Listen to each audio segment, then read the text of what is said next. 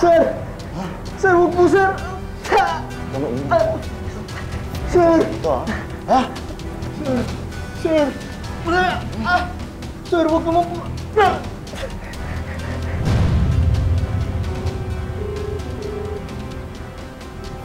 Hello, Ma'am Amira. Hello, Errol. Ipapadala ko na po sa inyo yung ebidensya mga gamit ninyo laban kay Ren Ibarola.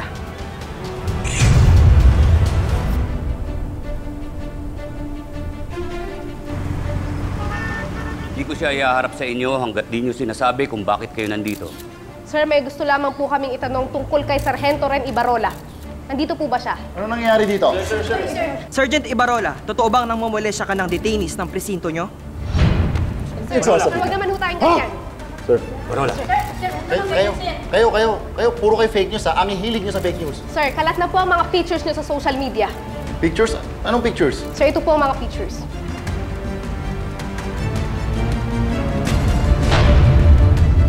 Ano masasabi niyo sa mga pictures na yan?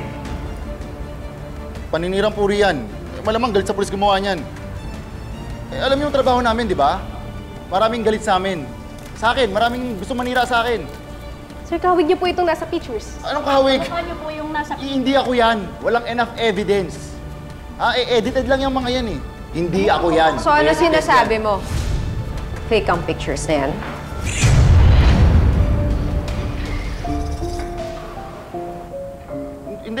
Hindi totoo yan.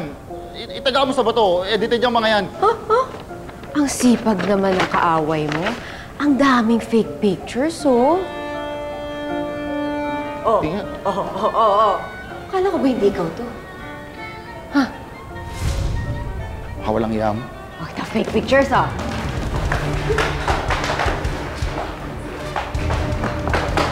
Ang dami nito, sir, ah. Magsilayas na kayo. Tapos na interview. Ano po masasabi niyo sa mga pictures na kumakalat sa inyo? Bongga mo, sis. Sir, hawig na hawig niyo po itong nasa pictures. Ano po Hindi ako masasabi yan. niyo, sir, sa mga pictures? Sir, sino po sa palagay niyo ang nagpakalat ng mga pictures? Sir, sandali lang. Sir, Ibarola, sino po sa palagay niyo ang nagpakalat